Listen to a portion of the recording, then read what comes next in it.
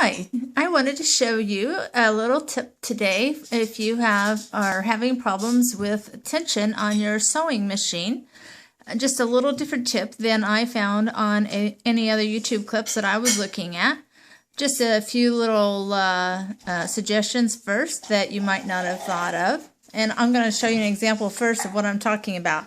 I am making actually a costume for a local theater. And I have this heavy canvas fabric, just as thick as could be, and I'm sewing these little round felt objects on it. Now these are, and it's using a zigzag, so should be just easy breezy, but these all went great, and it was running smoothly, and then voila, the fifth one, all of a sudden, because I'm using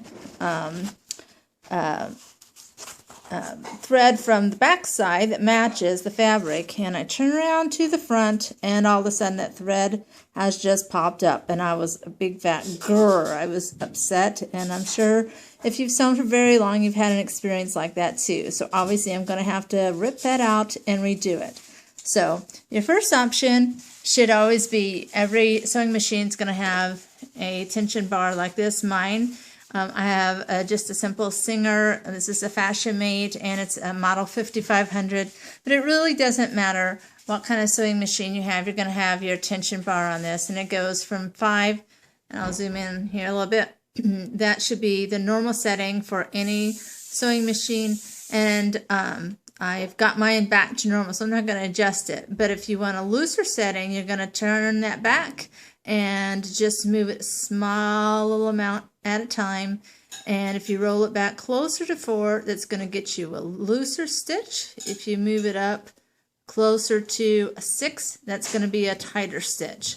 So that's going to be your first suggestion every time. I did try that. It didn't change a thing for me. So if that's you and you're still going, a second option would be, I pulled out, I'm actually in the middle of it right now, but I pulled out my bobbin, and I thought, well, maybe my bobbin didn't wind up quite as evenly as I thought. So I pulled it out.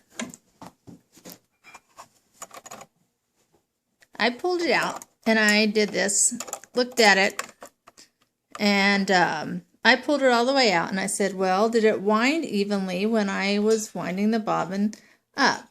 And pull this out. And I just glanced at it from the side, this way, and, you know, did a little memory recall, and it did. So that's a second very obvious answer. Everything was fine there. So what I did next was this, and I'm going to find my fabric here, because I realized, just using a little bit of logic with the type of fabric I was doing, I have two very different types. First of all, my thread on top is different than my thread on the bottom. My fabric, like I said, on this heavy canvas is different than what I've got going on with this felt. So what I did was this. I just started, I moved everything back to a straight stitch. And, well, first I did some practice stitches here. And I'll zoom in here so you can see. And I just practiced, these are where I changed the tension going up and down 5 to maybe 4 and 3, and you can see in there I didn't change anything, and you can see in fact that bottom thread coming up even more, so I know how to make it worse.